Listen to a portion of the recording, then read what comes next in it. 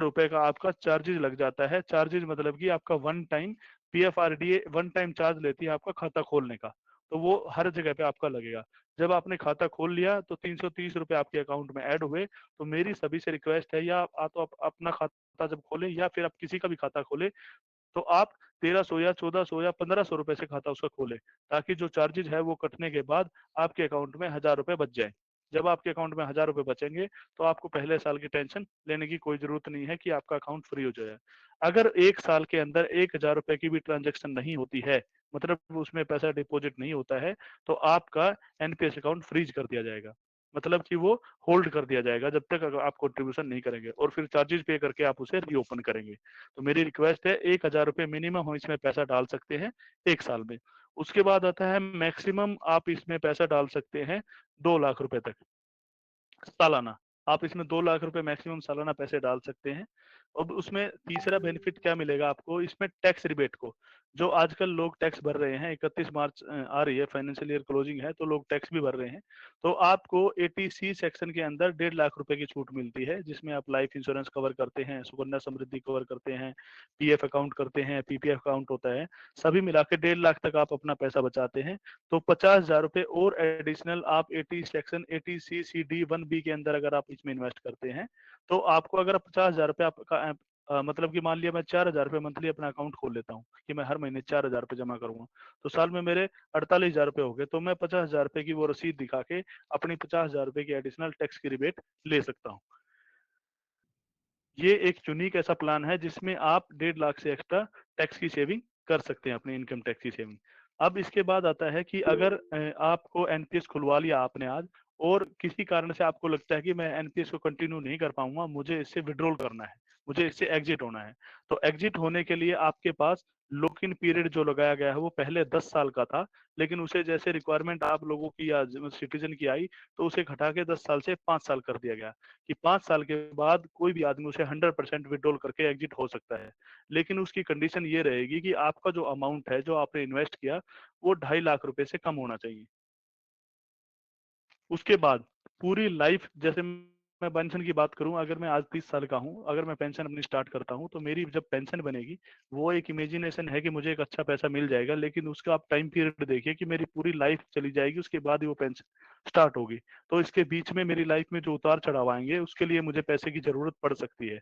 तो पीएफआरडीए ने इसमें रूल रेगुलेशन लगाया है कि आप पूरे पूरे एनपीएस पीरियड में, मतलब जब से आपने एनपीएस खोला तब से लेके 60 साल जब आपकी एज होती है, उसके बीच में टाइम पीरियड में अगर आपको पैसे की जरूरत पड़ती है, तो आप मैक्सिमम 3 टाइम्स पैसा निकाल सकते हैं, मैक्सिमम 3 बारी पैसा निकाल सकते हैं।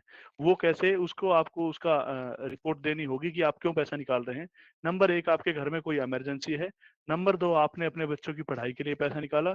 नंबर 3, आपने अपने बच्चों की शादी के लिए पैसा निकाला। तो आप 3 कंडीशन में और 3 बारी पैसा मैक्सिमम आप विड्रॉल कर सकते हैं। विड्रॉल कितना पैसा कर सकते हैं आप, जितना आपने पैसा डिपॉजिट किया। मान लिया मैंने अपनी जेब से 10 लाख रुपए उसमें डाले हैं, तो मेरे 10 लाख का 25% यानी कि 2.5 लाख रुपए में एक बारी में निकाल सकता हूँ, मेरी जो डिपॉजिट पैसा हुआ उसका। ठीक है, जो मैंने इन्वेस्टमेंट में करी उसका। अब उसके बाद ऑप्शन आता है कि जब आप एनपीएस अकाउंट खोलेंगे, तो उसमें जब आप एनपीएस अकाउंट खोलेंगे तो आपसे पूछा जाएगा कि आपका नॉमिनी कौन है।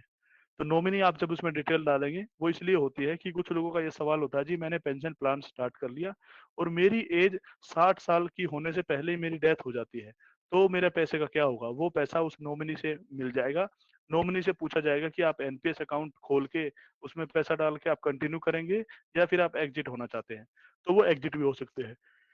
60 साल के बाद अगर उसकी डेथ होती है तो भी नॉमिनी के अकाउंट में पैसा चला जाएगा, इसलिए उसमें नॉमिनेशन की डिटेल भी आप भरेंगे। इसके बाद जब आप एनपीएस का एनरोलमेंट करते हैं, तो एनपीएस एनरोलमेंट करते टाइम आपके सामने 3 ऐसे सवाल आते हैं जहां पर आपको जवाब देना मुश्किल होता है, या फिर आप ये सोचते हैं कि इसका मैं क्या फिल करूं फॉर्म, क्योंकि बाकी सारी डिटेलें फॉर्म फिल करना होता है, डॉक्यूमेंट लगाने होते हैं, आप सब लगा देते हैं।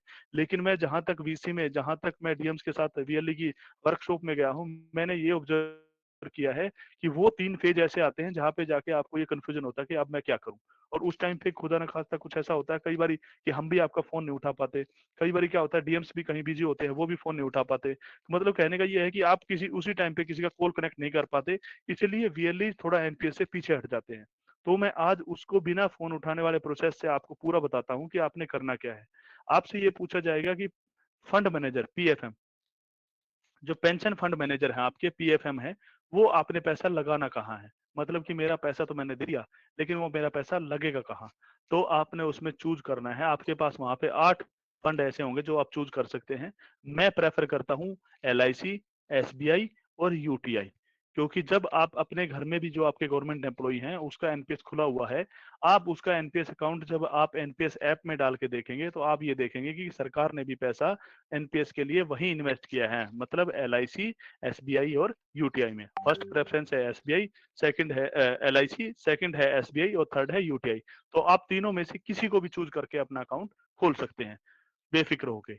और उसे क्रॉस चेक करने के लिए मैंने आपको तरीका बता दिया, आप किसी गवर्नमेंट एम्प्लॉय का एनपीएस खोल के देख सकते हैं। अब दूसरी बात आती है, इसके बाद नेक्स्ट क्वेश्चन आपके पास आता है कि जो आपका वो है फंड, जो पेंशन फंड है, वो आप कैसे मैनेज करेंगे? तो मैनेज करने के लिए आपके पास एक तो ऑप्शन होता है एक्टिव का, दूसरा रेडियो बटन टाइप बना होता है, उसमें होता है ऑटो का। मतलब दोनों में से आप एक चूज कर सकते हैं। जब आप इसमें एक्टिव पे चूज करेंगे तो इसका मतलब ये होता है कि मान लिया आज आपने एलआईसी में पैसा लगा दिया और 10 साल बाद आपको लगता है कि नहीं जी मुझे तो पैसा कहीं और लगाना है, तो आप वो पैसा अपने आप ही चेंज करेंगे। मतलब कि आप अपना फंड मैनेजर दोबारा से चेंज कर सकते हैं। 1 साल में आप 2 बार ही अपना फंड मैनेजर चेंज कर सकते हैं कि मेरा पैसा एलआईसी में नहीं एसबीआई में लगना चाहिए, एसबीआई में नहीं यूटीआई में, या फिर किसी और अदर कंपनी में लगना चाहिए। तो आप साल में 2 बार ही अपना फंड मैनेजर चेंज कर सकते हैं, इसके कोई चार्जेस नहीं है। 2 से ज़्यादा बार आप चेंज करेंगे उसके आपको चार्जेस भरने पड़ेंगे। ऑटो का मतलब होता है कि जी मुझे तो सिर्फ पेंशन खाता खोलना है। ये चीज़ें एक्चुअली क्या होता है, आपसे पब्लिक में कोई नहीं पूछेगा, किसी को कुछ नहीं पता इस बारे में। लेकिन आप लोगों को उसके बारे में पता होना चाहिए कि अगर सामने से कोई आपको क्वेश्चन करता है तो आपको पता होना चाहिए कि पैसा कहाँ लग रहा है, कैसे लग रहा है, कौन इन्वेस्ट कर रहा है। तो जब आप ऑटो पे क्लिक करेंगे, ऑटो का मतलब होता है कि जो आपने पैसा लगाया वो आपकी एज के हिसाब से ऑटोमेटिक फ्लक्चुएट होता रहे। मतलब कि आपका पैसा जो है वो पूरा पूरा 3 जगह पे लगेगा। एक होती है इक्विटी, दूसरा होता है कॉर्पोरेट बॉन्ड और तीसरा होता है गवर्नमेंट सेक्टर। तो आपका पैसा इक्विटी, कॉर्पोरेट बॉन्ड और गवर्नमेंट सिक्योरिटीज में लगेगा, 3 जगह पैसा लगेगा।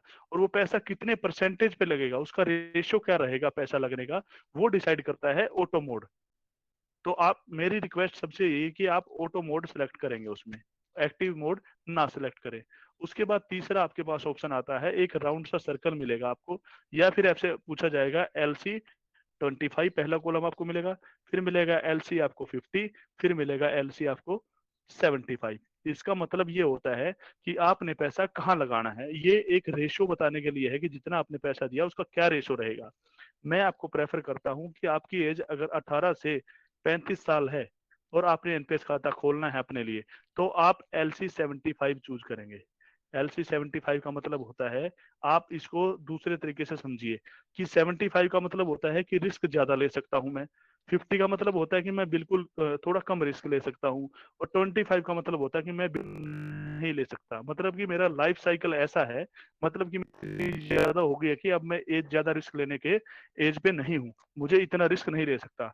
अगर मेरी एज 40 साल के आसपास है तो मैं ये बोल सकता हूँ कि मैं थोड़ा बहुत रिस्क मार्केट में ले सकता हूँ। और अगर मेरी एज 18 से 30 साल है तो मैं ये बता सकता हूँ कि मैं अपनी लाइफ में अभी रिस्क ले सकता हूँ, मुझे इतनी कोई ज्यादा पैसे की भी जरूरत नहीं है और कोई इतनी टेंशन भी नहीं है। तो आप इसको ऐसे ही समझेंगे कि आप एलसी 75 उसको चूज करेंगे जिसको आपने ये लगता है उसकी एज ज्यादा है। मतलब साल के लिए आप एलसी 75 चूज करेंगे कि उसकी एज कम है और रिस्क ज्यादा ले सकता है। एलसी 50 आप चूज करेंगे जिसकी एज 35 साल से 45 साल है या 50 साल है। ये जस्ट कोई क्राइटेरिया नहीं है, ये जस्ट एक आइडिया है कि हाँ इस एज तक हम ले सकते हैं। इससे ऊपर कोई इसका क्राइटेरिया नहीं है कि 35 के ऊपर 36 हो गया तो आप एलसी 75 चूज नहीं कर सकते, वो आप सभी चूज कर सकते हैं। बस ये आपको एक ध्यान रखना है क्योंकि आप जिसका भी एनपीएस खोलेंगे उसको अभी कोई अवेयरनेस नहीं है, तो आप अपने हिसाब से उसे मैनेज करके बता दीजिए कि यहाँ पैसा लगाएंगे तो ज्यादा ठीक रहेगा आपके लिए। और जब आपकी एज 45 साल से ऊपर है तो आप एलसी 25 चूज करें। अब समझिए कि एलसी 75, 50 और 25 क्या होता है। जब आप एलसी 75 चूज करते हैं तो जैसे मैंने बताया आपका पैसा 3 जगह पे लगता है, इक्विटी, कॉर्पोरेट बॉन्ड और गवर्नमेंट बॉन्ड। इक्विटी में आपका पैसा लगेगा 75%, मतलब कि शेयर मार्केट में। उसके बाद कॉर्पोरेट बॉन्ड में आपका पैसा लगेगा 15%, और जो आपका गवर्नमेंट बॉन्ड में पैसा लगेगा आपका 10%। ये इस हिसाब से आपका रेशो डिवाइड होता है। तो आप जब एलसी 50 करेंगे तो ये रेशियो ऐसे डिवाइड हो जाएगा, 50 का मतलब कि 50% पैसा आपका जाएगा इक्विटी में, और जब आप 25 करेंगे तो 25% आपका पैसा जाएगा इक्विटी में। लेकिन ऑटो जब आप सेलेक्ट करेंगे तो क्या होगा कि मेरी एज मान लिया 18 साल है और मैंने ऑटो सेलेक्ट कर लिया, तो ये मेरा पैसा घूमता हुआ आज 75% जो मेरा इक्विटी में लगा है, वो मेरी एज जब तक 60 साल होगी वो थोड़ा सा घटते घटते सिर्फ 25% तक ही रह जाएगा, कि 25% पैसा ही मेरा मार्केट में लगे, बाकी मेरा गवर्नमेंट बॉन्ड में चला जाए। तो वो अगर आप ऑटो सेलेक्ट करेंगे तो वो ऑटोमेटिक शिफ्ट होता रहेगा पैसा आपका, तो आपको ज्यादा सोचने की जरूरत नहीं है, एज के हिसाब से आपका रिस्क मैनेज होता रहेगा। ये तो था पूरा एनपीएस का स्ट्रक्चर, कि एनपीएस क्या होता है, क्या इसके बेनिफिट है, कैसे आपने प्रोसेस में उसको सिलेक्ट करना है। मेरी तरफ से मैंने एनपीएस को कंप्लीट कर दिया है। अब हम बात करते हैं कैलकुलेशन की, कि कैलकुलेशन कैसे होती है। ये आपके सामने पोर्टल जो खुला हुआ है, इसमें यहाँ पे लिखना होता है डेट ऑफ बर्थ। तो इसमें ऑटोमेटिक 18 साल से नीचे का कोई आदमी एनपीएस खोल नहीं सकता, इसलिए मिनिमम 18 साल ही इसमें लिखी हुई है। 1,000 रुपये अगर मंथली कोई आदमी इन्वेस्ट करता है तो इसमें आप 500 रुपये भी डाल सकते हैं, कि मुझे 500 रुपये इन्वेस्ट करना है मंथली, या आप इसमें 1,000 डाल सकते हैं, 2,000 डाल सकते हैं, जो आपकी इच्छा हो। मान लिया मैं 500 रुपये मंथली से स्टार्ट करता हूँ, मेरी एज 18 साल है, मैंने अपने अकाउंट में 500 रुपये मंथली डिपॉजिट करने हैं, और मैं 42 साल तक पैसा दूंगा, क्योंकि 60 साल पे मेरी मेच्योरिटी है। एक एक्सपेक्टेड रिटर्न लगा के मैं चलूँ कि 10% अगर मार्केट हमें रिटर्न देती है, तो मेरा पैसा कितना बन जाएगा। ये देखिए, मैंने अपनी जेब से जो पैसा देना है, टोटल इन्वेस्टमेंट मतलब कि 2,52,000 मैंने उसमें इन्वेस्ट किया, मेरी पूरी साल में, मतलब 42 साल तक। मेरी टोटल वैल्यू जो 10% के रिटर्न के हिसाब से, मतलब कि चक्रवर्ती ब्याज जो लगता है, उसके हिसाब से मेरी वैल्यू बनती है 39 लाख। मैं एक 40 लाख का आइडिया लेके चलता हूँ कि 40 लाख की वैल्यू है, मैंने 2.5 लाख रुपए इन्वेस्ट किया, और मेरी 40 लाख रुपए वैल्यू बनती है। अब इसे कैसे मिलेगा, ये होता है टोटल कॉर्पस। तो कॉर्पस मैंने आपको बताया कि सारा पैसा जितना हुआ, कॉर्पस का आप 60% निकाल सकते हैं। कॉर्पस मतलब जो ये वैल्यू है आपकी, ये वाली, इसका 60% पैसा आपको मैच्योरिटी पे मिलेगा। Your pension corpus at retirement, ये लिखा हुआ है। अब ये देखिए, ये जो चक्र है आपका, पाई चार्ट जो बना हुआ है, इसमें क्या होता है कि ये लमसम वैल्यू, मतलब कि आप इकट्ठा कितना पैसा ले सकते हैं, 60%। तो 23,42,000 रुपए आपको वन टाइम मिल जाएंगे।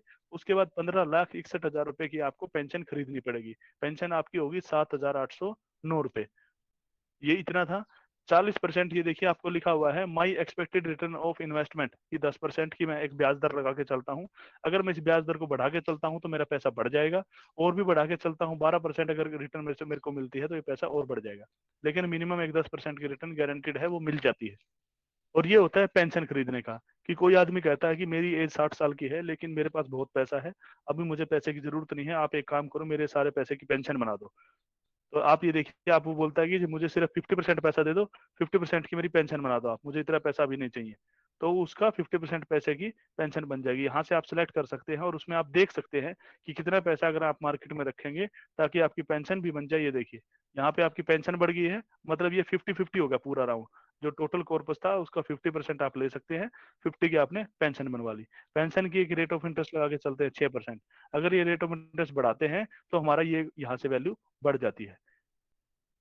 इससे कॉर्पस पे कोई फर्क नहीं पड़ता है, क्योंकि ये पेंशन की वैल्यू है। ये देखिए 39 लाख रुपए है यहाँ पे, और यहाँ पे 6% है। अगर मैं इसको 8% भी करता हूँ तो ये कभी नहीं बढ़ेगा, इससे सिर्फ मेरी पेंशन बढ़ जाएगी। मतलब कि अगर मुझे उस टाइम पे भी अगर अच्छा कैलकुलेशन या ब्याज मिलता है तो मेरी पेंशन बढ़ सकती है। ये तो एक मिनिमम है कि इतना तो मिलेगा ही मिलेगा, इससे ज्यादा ही हो सकती है। तो मेरे तरफ से मैंने एनपीएस बिल्कुल कंप्लीट प्लान आपको समझा दिया है। तो एनपीएस से रिलेटेड अगर किसी का कोई सवाल है तो पहले हम प्रवीण सर, एक बार आप थोड़ा सा अलाउ करेंगे कि हम क्वेश्चन आंसर बीच में ले, या फिर मैं अगला सेशन भी साथ साथ कंप्लीट करूं।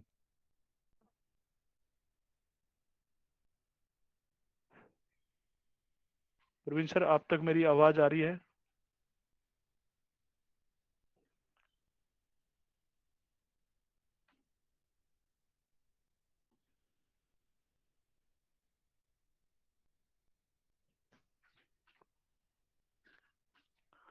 प्रवीण सर, आप तक मेरी आवाज पहुंच रही है?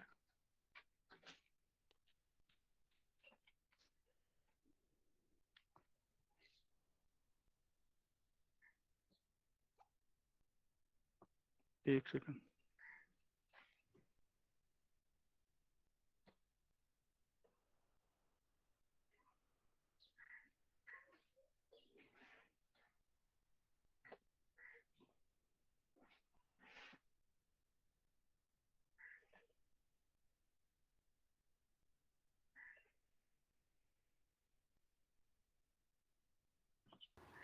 संदीप आपकी आवाज आ रही है, एक बार अनम्यूट कर रहा हूं मैं सबको।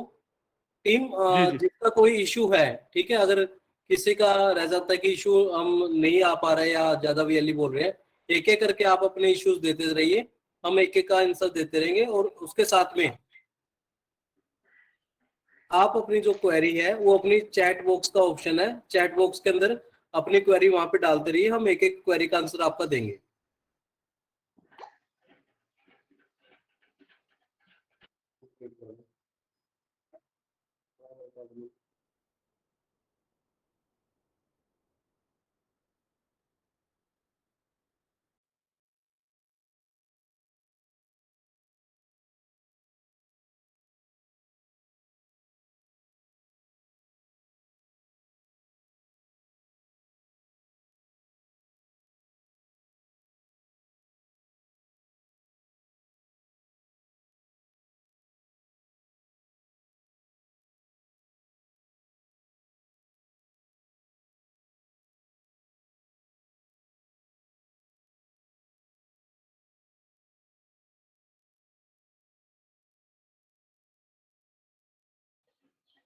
एक वीएलई ने अभी क्वेश्चन किया है कि जी पूरे प्रोसेस का आप वीडियो सेंड कर दीजिए।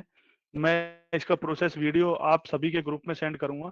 आप जितने जितने लोग यहाँ पे जुड़े हुए हैं सबने व्हाट्सएप से आपने ज्वाइन किया है, तो मैं आप लोगों को एक टेलीग्राम का लिंक दूंगा, आप उसे भी ज्वाइन करेंगे और साथ साथ में आपको प्रोसेस वीडियो भी पूरे हरियाणा के सभी ग्रुप्स में मैं सेंड कर दूंगा। ठीक है, अभी मैं 1 मिनट देख रहा हूँ और किसी का क्या सवाल निकल के आ रहा है। आप अनम्यूट भी कर सकते हैं शायद अपना, अगर आप अनम्यूट करना चाहें। हाँ जी सर, मेरा क्वेश्चन ये है। Hello Sandeep sir, Ram ji Mohammad Salim. जी बोलिए। सर ये जैसे ओल्ड एज जो है हमारे यहाँ पे हरियाणा के अंदर है, कम से कम जी जी 60 साल होने के बाद मिलती है, तो इसमें से कोई फर्क नहीं पड़ने का इसका एनपीएस का? जी बिल्कुल, आपने बहुत अच्छा सवाल रेज किया है यहाँ पे कि इससे इससे मैं बाकी चीजें भी क्लियर कर देता हूँ। ये मेरा खुद का पैसा है। इसमें आपने देखा होगा जब मैंने आपको समझाया कि किसी भी इसमें सरकार का कोई भी 1 रुपए का कोई भी अंशदान नहीं है। मतलब कि मेरा पैसा मैं खुद से इन्वेस्ट कर रहा हूँ और उसका मुझे रिटर्न मिल रहा है। तो मैं आपको बताना चाहूंगा सभी को कि इसका किसी भी पेंशन से कोई लेना देना नहीं है। चाहे वो आपकी विधवा पेंशन है, चाहे वो आपकी ओल्ड एज पेंशन है, चाहे आपकी वो हैंडीकेप पेंशन है, या फिर और कोई आपको अमाउंट पेंशन के रूप में मिल रहा है। किसी पेंशन से इस पेंशन का कोई लेना देना नहीं है। ये मेरा पैसा है, मैंने खुद से इन्वेस्ट किया। सरकार ने मुझे मौका दिया इस स्कीम में इन्वेस्ट करने का, मैंने किया और मैंने उसका रिटर्न लिया। जी तो सर उसके साथ साथ, हेलो, बोलिए बोलिए, एक एक करके बोलिए जी। हाँ सर, जैसे ओल्ड एज पेंशन है, क्योंकि मेरे पास भी कई क्वेरी यही रहती है कि जैसे 60 साल उम्र होने के बाद ऑटोमेटिक हरियाणा में 3000 या 2500 पेंशन मिलते हैं, तो जी ऐसा तो नहीं होगा कभी बाद में ये बोला जाए भी आपको एक ही पेंशन मिलेगी? देखिए, मैं आपको बता दूं, थोड़ा सा मार्केट के बारे में आप भी अवेयर हैं, लेकिन मैं वैसे आपको बता दूं कि बैंक में पहले हमारी एफडी 5 साल में डबल होती थी, यस सर। लेकिन आज एफडी 15 साल में डबल होती है और हमें ब्याज दर भी नहीं मिलती। धीरे धीरे भी समझ रहे हैं कि ऐसा आने वाला है कि जब हम बैंक में पैसा रखेंगे तो हमें जेब से पैसा देके बोलना पड़ेगा बैंक वालों को, जी साल के आप 1000 रुपये मेरे से ले लीजिए लेकिन मेरा पैसा संभाल लीजिए। Same to same case government department में हो रहा है। पहले सरकारी लोगों को पेंशन मिलती थी, वो कुछ नहीं देते थे तब भी, लेकिन आज उसे पेंशन के रूप में पैसा कटवाना पड़ता है, उसके बाद उसे पेंशन मिलेगी। सरकार क्या फेरबदल कर दे या वो ये बोल दे कि मैं पेंशन दूंगा ही नहीं, भैया जो आपकी बात में बड़ी ये जो करता हूँ। बाकी जो बीच में बोल रहे हैं इनसे कहो भाई ये म्यूट कर दे, पीछे से बहुत हंसने की आवाजें आ रही है। हाँ प्लीज आप सभी म्यूट कीजिए, जिसका सवाल है बस वही अनम्यूट कीजिए। आपको ये देखिए कि अगर सरकार ने ये बोल दिया उस टाइम पे जाके कि जी हम तो ओल्ड एज पेंशन देते ही नहीं, हमने बंद कर ठीक दिया, है। तब आप क्या करेंगे? है नहीं, ना, वो चीज तो पॉसिबिलिटी है तो सर। सारी है ना, हाँ पॉसिबिलिटी जी, हाँ सारी जी। है। लेकिन मैं जब बोल रहा हूँ कि इस पेंशन का उस पेंशन से कोई लेना देना नहीं है, क्योंकि इसका सरकार से कोई लेना देना है ही नहीं। मैंने अपना पैसा इन्वेस्ट किया और मेरे पास पैसा मैं वापस आ रहा है, ठीक है सर, ठीक अपने रिस्क पे मैंने पैसे लगाए। और बताइए है जी। सही, इसके लिए तो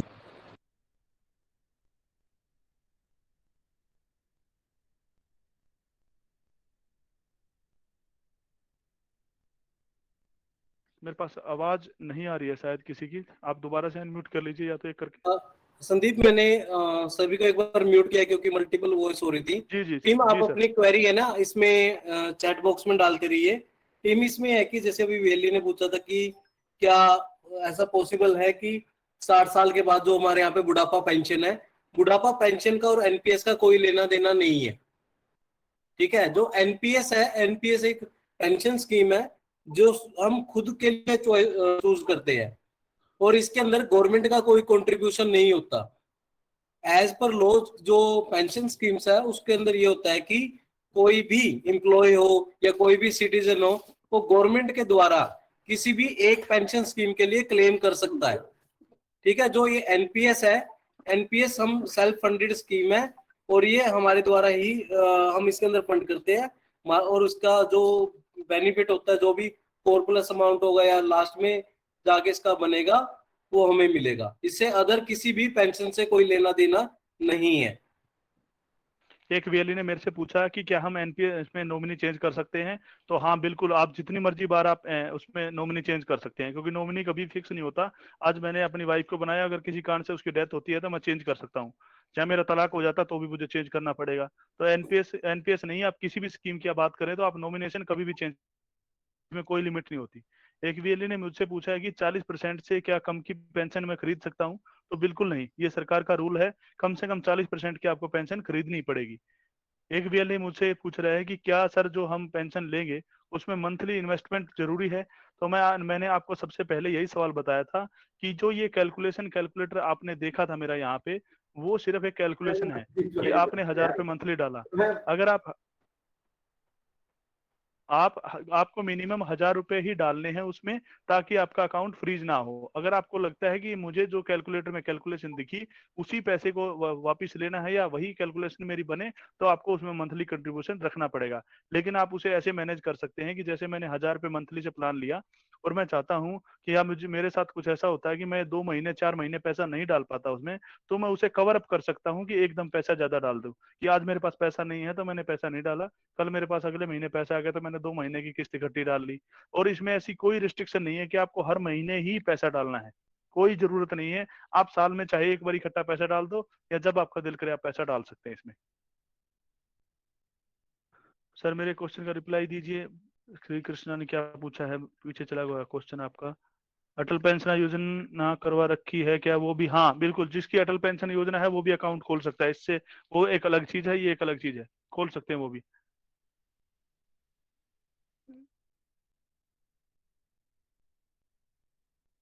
गवर्नमेंट एम्प्लॉय जब वो लग जाएगा तो उसका पेंशन यहाँ से ट्रांसफर हो जाएगा, लेकिन प्रान नंबर यही रहेगा सेम उसका। 60 वर्ष से पूर्व मृत्यु होने पर, 60 से पहले अगर उसकी मृत्यु होती है, रामवीर जी ने पूछा है, मैंने आपको बताया कि आप 60 साल से पहले अगर डेथ होती है तो उसके नॉमिनेशन को पैसा मिल जाएगा, या उससे पूछा जाएगा कि आप एनपीएस खोलेंगे, तो उसका एनपीएस खोल के सारी फंडिंग उसके एनपीएस में डाल के उसकी पेंशन स्कीम चला दी जाएगी।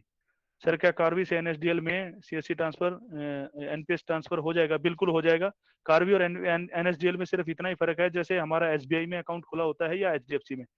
बैंक गवर्नमेंट प्राइवेट है लेकिन सारी चीजें सेम होती हैं, सारी प्रोसेस सारा सब कुछ सेम होता है। एफडी आरडी प्लान वगैरह होते हैं जो उनके, जो सेविंग एटीएम है, सब सेम होता है।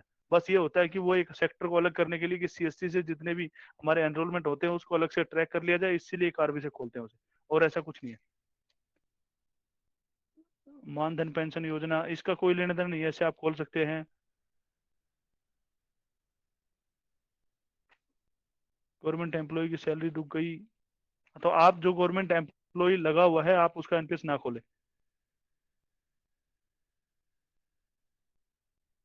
सर एनपीएस वीएलई के लिए है या हम अपने ब्रदर का भी खोल सकते हैं? ये सभी के लिए है। ये वीएलई ने पूछा कि सर ये मेरे लिए स्कीम है या सबके लिए है?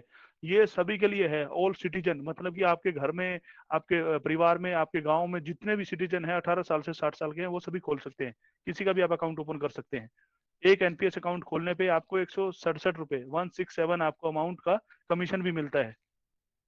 और जब वो दोबारा डिपॉजिट आपसे पैसा जमा कराता है तो आपको 20 रुपए पर ट्रांजेक्शन मिलते हैं।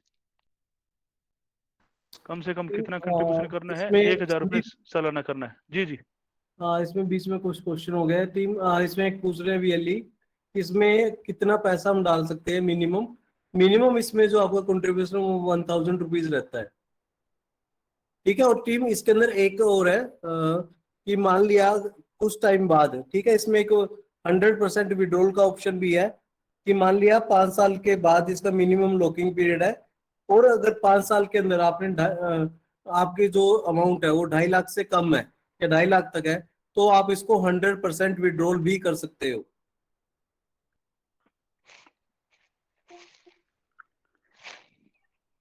इसका जो अभी एक आया है कि इसकी वीडियो, तो अभी हम आपको एक लिंक शेयर कर रहे हैं, उससे एक इंश्योरेंस का हमने ग्रुप बना रखा, आप उसको ज्वाइन कर लीजिए। उसके अंदर हम सारे जितनी भी हमारी ये है वीडियोज है इंश्योरेंस से रिलेटेड, वो हम इसमें डाल देंगे। जितने भी यहाँ पे जुड़े हुए हैं, जैसे प्रवीण सर ने बताया, आप सभी को ग्रुप्स में लिंक शेयर किया जाएगा, और अगर आप अपने चैट में कुछ ना डालें तो मैं यहाँ भी वो लिंक शेयर कर देता हूँ ग्रुप ज्वाइन करने का। अगर आप चैट में अभी थोड़ी देर के लिए कुछ ना डालें तो मैं इसमें साथ साथ वो शेयर कर रहा हूँ। एक अच्छा, सेकंड। अभी इसमें एक ये ने पूछा 20 रुपए कमीशन, कमीशन क्या फ्लैट टीम इसमें है कि अगर आप किसी मान लीजिए किसी सिटीजन का कंट्रीब्यूशन करोगे, जो कंट्रीब्यूशन करोगे आप उसके ऊपर आपको 20 रुपीज कमीशन आएगा। ठीक है, अगर वो सिटीजन आपसे कंट्रीब्यूशन नहीं करवाता और वो डायरेक्ट उसके अंदर अपने एनपीएस अकाउंट में पैसा जमा करता है, तो आपको 8 रुपया मिलेगा ही मिलेगा। यानी कि 10 रुपए आता है, 10 में से 80-20 करके आपको 8 रुपया वहां पे मिलेगा ही मिलेगा। कि मान लिया अगर किसी वीएलई ने 100 एनपीएस की है और 100 के 100 उसमें क्या कंट्रीब्यूशन कर रहे हैं, तो जब वो कंट्रीब्यूशन करेंगे 100 अगर आप कर रहे हो तो 100 इंटू में 16 हो गया 1600 रुपए। अगर वो खुद कंट्रीब्यूट कर रहा है तो 100 इंटू में 800 रुपीज ये आपका कमीशन आना ही आना है।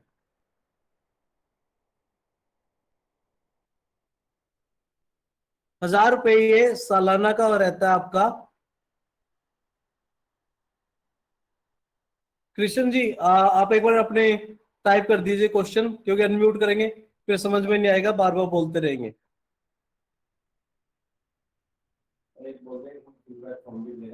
और इसके साथ में हम आपको एक फीडबैक फॉर्म भी प्रोवाइड करवा रहे हैं, वो फॉर्म भी आपने एक भरना है। संदीप कंटिन्यू करो। जी सर।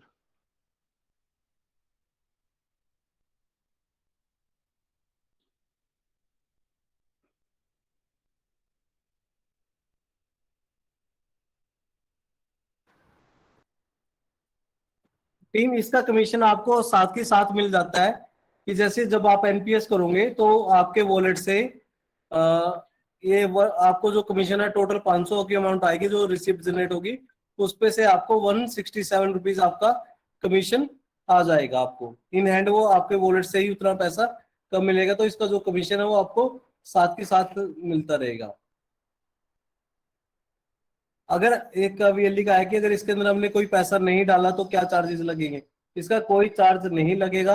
होता क्या है कि अगर आप इसके अंदर पैसा नहीं डालोगे तो आपका अकाउंट फ्रीज हो जाता है। ठीक है, आप अमाउंट डालिए उसके बाद वो ऑटोमेटिकली अनफ्रीज हो जाएगा। संदीप सर एक सेकंड, बस अभी कर रहा हूँ, एक ग्रुप का सेकंड। लिंक डाल दो एक इंश्योरेंस वाले का। अभी अभी वही डाल रहा हूँ सर, वही डाल रहा हूँ।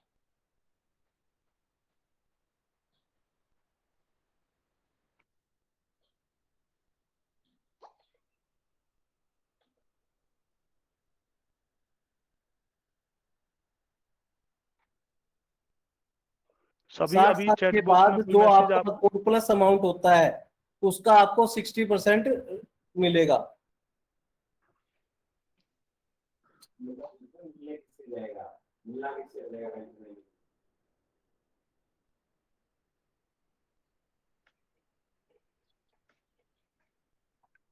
सभी से संदीप रिक्वेस्ट है, अपने फोन में आप अपना टेलीग्राम ऐप इंस्टॉल करें, और ऐप इंस्टॉल करने के बाद जो मैं लिंक भेज रहा हूँ, आप इस लिंक को कॉपी करके अपने फोन में कहीं टेक्स्ट रख लीजिए, ताकि आप इससे ज्वाइन कर दे। सभी वेली ये लिंक से ज्वाइन करें। इससे क्या होगा, आपको सभी इंश्योरेंस की सर्विसेज और एनपीएस से रिलेटेड जितनी भी जानकारी है वो डेली बेसिस पे आपको मिलती रहेंगी, और उसका जवाब भी आपको साथ साथ मिलता रहेगा। तो आप किसी पे डिपेंडेंट नहीं होंगे कि मेरा फोन उठना चाहिए या उसी टाइम मुझे पूछना चाहिए। तो आप इसमें जब आप ग्रुप में पोस्ट करेंगे तो आपको सभी चीजों का रिप्लाई मिल जाएगा।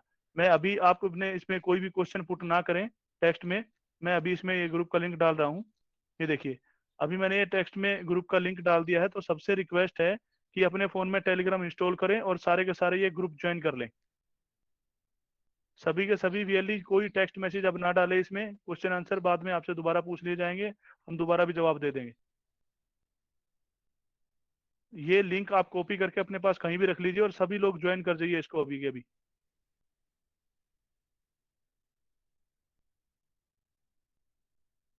कोई भी मैसेज इसमें टेक्स्ट मैसेज में ना डालिए, ताकि सभी लोग इसको ज्वाइन कर पाए बीच में।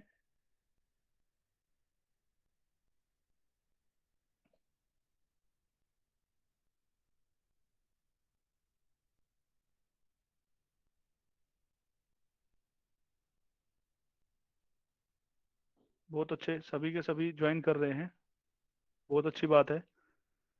मैंने दोबारा से इसका लिंक में डाल रहा हूँ, तो आपसे मैं दोबारा रिक्वेस्ट करता हूँ कि कोई इसमें अब दोबारा से कोई मैसेज ना डाले, ताकि हम सभी वीएलईज को ज्वाइन करा सकें इसमें।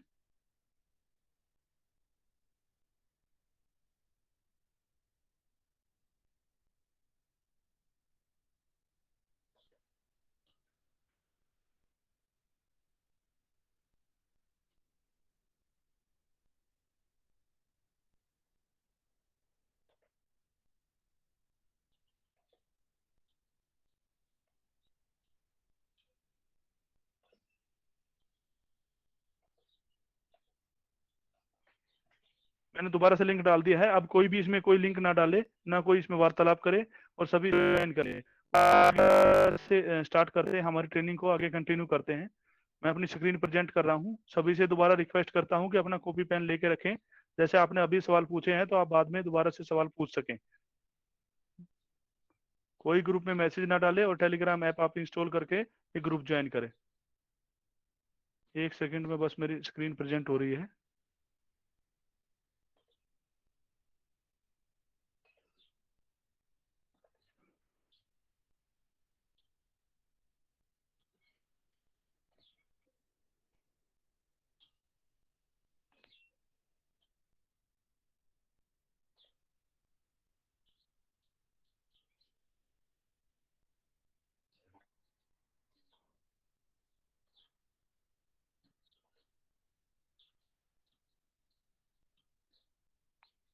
सबको मेरी स्क्रीन शो हो रही है?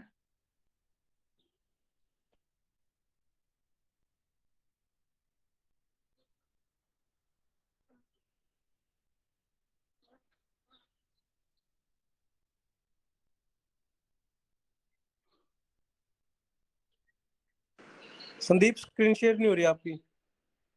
एक सेकंड सर, अभी आ रही होगी, बस प्रोसेस में है, दिख रहा है मुझे, हो रही है।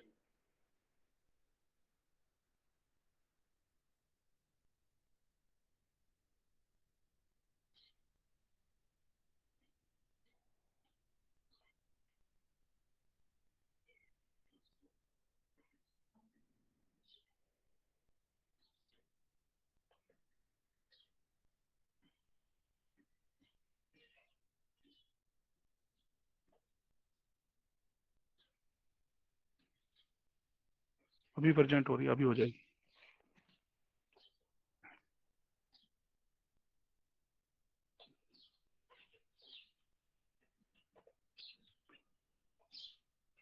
आई थिंक मेरी अभी स्क्रीन सबको प्रेजेंटेबल है, सबको शो हो रही है।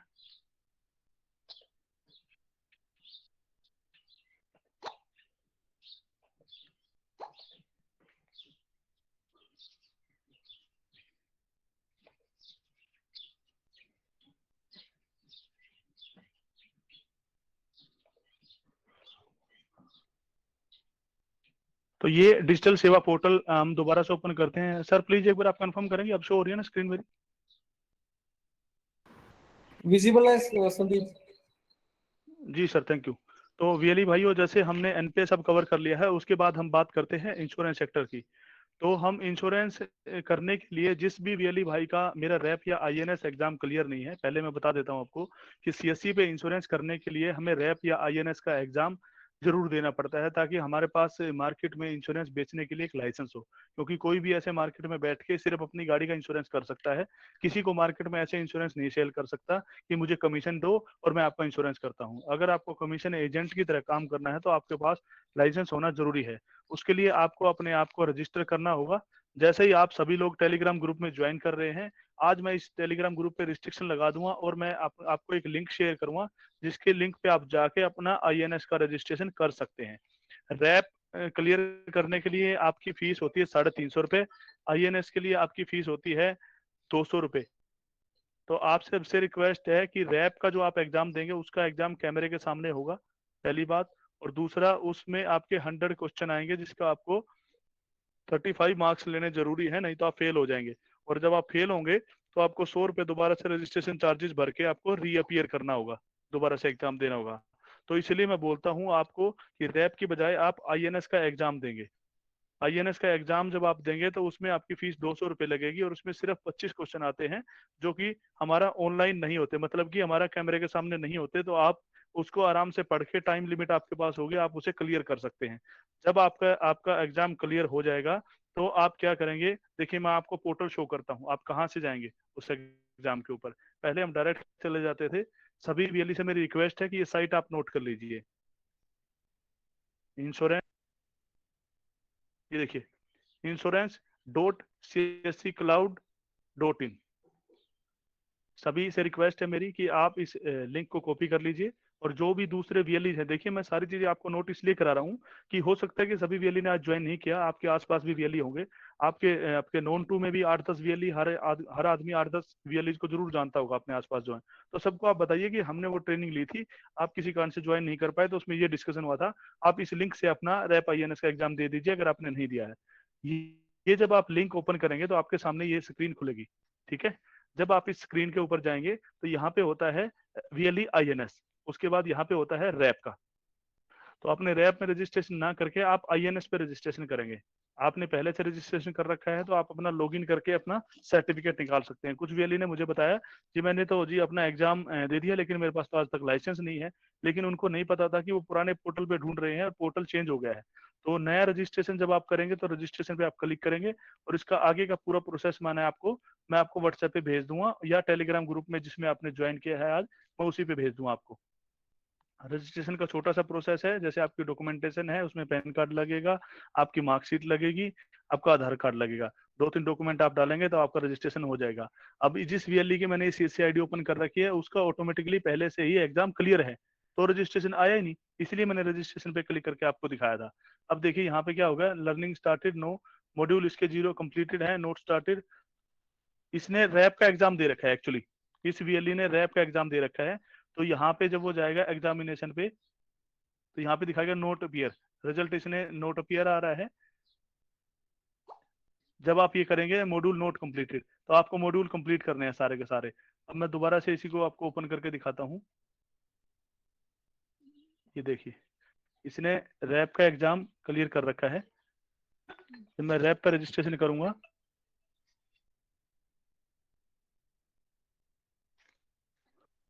ये देखिए इस वीएलई ने अपना रैप का एग्जाम क्लियर कर रखा है। तो आपको यहाँ से भी पता चल जाएगा कि आपने डबलिंग करने की जरूरत नहीं है, अगर आपने कोई रजिस्ट्रेशन करा है तो आपको ऑटोमेटिक शो हो जाएगा। देखिए जैसे लर्निंग स्टार्टेड उसने कर रखा है, मॉड्यूल उसके 12 क्लियर है, एग्जाम उसने दे दिया, कंप्लीट हो गया, रिजल्ट में वो पास है, सर्टिफिकेट भी है उसका। आप सर्टिफिकेट कहाँ से निकालेंगे, यहाँ पर जाएंगे आप, एग्जामिनेशन के बाद रिजल्ट के बाद ये है, रिजल्ट पे आप क्लिक करेंगे, आपको दिख जाएगा कि आप पास हैं। उसके बाद आप जाएंगे सर्टिफिकेट पे कि मेरा सर्टिफिकेट कहाँ है, सर मुझे सर्टिफिकेट नहीं मिला। सर्टिफिकेट के लिए आप यहाँ पे सर्टिफिकेट पे क्लिक करेंगे, आपका सर्टिफिकेट आपके सामने शो हो जाएगा विद आपकी फोटोग्राफ जो आपने अपलोड करी है। ये देखिए आईएनएस का ये सर्टिफिकेट है। अब इस सर्टिफिकेट में ध्यान देने वाली क्या बात है सभी के लिए, जो ये यहाँ पे डेट लिखी होती है, जैसे इस वीएलई ने 15/2/2021 में अपना एग्जाम क्लियर कर लिया था। जब आप एग्जाम क्लियर करेंगे आप नोट डाउन कर लीजिए उसके ठीक 30 दिन के अंदर अंदर, क्योंकि इसका 30 दिन का प्रोसेस होता है आपकी सर्विस एक्टिवेट होने का। अगर 30 दिन के अंदर आपकी सर्विसेज स्टार्ट हो जाती हैं तो आप काम स्टार्ट कर सकते हैं, अगर नहीं होती है तो उसके लिए मैं एक गूगल लिंक आपको टाइम टू टाइम शेयर करता रहूंगा। मेरी सभी से रिक्वेस्ट है कि आज 400 से 500 लोग यहाँ पे जुड़े हैं, मुझे बहुत अच्छा लग रहा है। जितने लोग मुझे सुन रहे हैं सभी लोग टेलीग्राम में आप जरूर एक्टिव रहें, उसमें कोई भी आप फालतू का मैसेज नहीं देखेंगे, सिर्फ और सिर्फ एग्जैक्ट इन्फॉर्मेशन जो आप तक पहुंचनी है वही मिलेगी आपको। कोई फालतू कोई वीएलई बकवास नहीं करेगा वहां पे, नहीं तो हम उसे एग्जिट कर देते हैं और ब्लॉक कर सकते हैं वहां पे हम। तो आप सभी के सभी उसमें आप चेक करते रहिए, आपसे रिलेटेड जितनी जानकारी है हम टाइम टू टाइम उसमें शेयर करते रहेंगे। उसके बाद मैं बात करूं कि हमारी अगर सर्विस स्टार्ट नहीं हुई है 1 महीने के बाद भी, कुछ वीएलई बोलते हैं जी मेरा तो 1 साल हो गया मेरी तो सर्विस स्टार्ट नहीं हुई, उस पर पूरा एनालाइज करके हमने एक गूगल फॉर्म बनाया। जिस गूगल फॉर्म में आप अपनी डिटेल डालेंगे हम उसे मर्ज करके हर महीने या हर 10वें दिन उस मेल को हम आगे सेंटर टीम को भेजते हैं, ताकि आपकी आईडी को जल्दी से जल्दी एक्टिवेट किया जाए। तो जो आदमी उस पर डिटेल भर देगा विद इन 15 डेज उसकी सर्विसेज हम स्टार्ट करा देंगे जिसकी पेंडिंग है। तो ये डेट आप ध्यान रखें। किसी ने मेरे को आज एक डेट भेजी कि उसने जी 21/3/2022 को एग्जाम दिया और मेरी जो सर्विस स्टार्ट नहीं हुई, तो वो नहीं हो सकती। मेरी रिक्वेस्ट है आपसे 1 महीने बाद ही आप इस पे बात करेंगे। ये तो हो गया हमारा एग्जाम का प्रोसेस, जो कि आपने आपने साइट नोट कर ली, सभी को मैंने बता दिया कि आप अपना एग्जाम दे देंगे और आपके पास सर्टिफिकेट होना जरूरी है। ये साइट आपके सामने इस तरह का पोर्टल खुलेगा। फिर दोबारा बोल देता हूँ मैं एक बार साइट insurance.csccloud.in। उसके बाद बात करते हैं हम कि जी इंश्योरेंस कैसे करें हम। जब मैं इंश्योरेंस की बात करता हूं तो जनरली इंश्योरेंस हमारा दो तरह का होता है। एक हम बोलते हैं जनरल इंश्योरेंस, दूसरा हमारा होता है लाइफ इंश्योरेंस। जनरल इंश्योरेंस की मैं बात करूं तो उसको दो कैटेगरी में हमने डिवाइड किया है। एक तो होता है मोटर इंश्योरेंस या कॉम्प्रिहेंसिव या थर्ड पार्टी जो भी हम करते हैं जिसमें मोटर व्हीकल वगैरह आते हैं, उसमें आता है हमारा शॉपकीपर पॉलिसी एक आता है जो हम शॉप की पॉलिसी करते हैं। दूसरा हमारा कैटेगरी होती है हेल्थ इंश्योरेंस जिसमें हम हेल्थ के इंश्योरेंस करते हैं। और दूसरे तरीके से भी आप नोट डाउन कर सकते हैं कि जिसका रिन्यूअल हर साल होता है, जिसका प्रीमियम हम हर साल भरते हैं और नई पॉलिसी जनरेट कर सकते हैं, उसको हम बोलते हैं जनरल इंश्योरेंस। जिसमें हमारी एक ही पॉलिसी होती है और वो 5 या 10 साल के लिए चलती है, उसको बोलते हैं हम लाइफ इंश्योरेंस। अब इसको कैटेगरी को क्या क्या करते हैं हम। लाइफ इंश्योरेंस क्या होता है, लाइफ इंश्योरेंस में हम जब कोई भी अपना प्लान परचेज करते हैं तो कुछ वैलिज को ये होता है जी अगर मैं बीमार हो तो क्या मिलेगा। तो मैं आपको स्पष्ट कर देता हूँ, लाइफ इंश्योरेंस में सिर्फ अगर हमारी डेथ होती है तभी हमारे को क्लेम मिलता है, अदरवाइज हमें मैच्योरिटी पे ब्याज के साथ पैसा वापस मिलता है। हमें उसमें कमीशन भी मिलता है, हमें उसमें ब्याज भी मिलता है, और कंपनी अगर प्रॉफिट में अच्छा रहती है तो कंपनी अच्छे बोनस के साथ हमें रिटर्न भी देती है। हेल्थ इंश्योरेंस की मैं बात करूं तो इसमें अगर हेल्थ इंश्योरेंस मैंने ले रखा है, मान लिया मैंने 5 लाख रुपए का हेल्थ इंश्योरेंस ले रखा है, अगर मेरी किसी कारण से इंजरी हो जाती है, डेथ हो, वो मेरी एक्सीडेंट हो जाता है, या मैं किसी बीमारी की वजह से हॉस्पिटल में एडमिट हूँ और वहां पर मेरी डेथ हो जाती है, तो मुझे सिर्फ और सिर्फ मेरा क्लेम मिलेगा 5 लाख रुपए का। या फिर मुझे वो क्लेम मिलेगा जितना मेरा मेडिकल का खर्चा आया है, मतलब मेरे दवाई पानी का खर्चा आया है जो मेरा ऑपरेशन का। इसमें मेरे डेथ क्लेम कवर नहीं होता कि मुझे क्या डेथ का कवर मिलेगा। अगर आपने लाइफ इंश्योरेंस ले रखा है तो आपके दोनों कवर होंगे।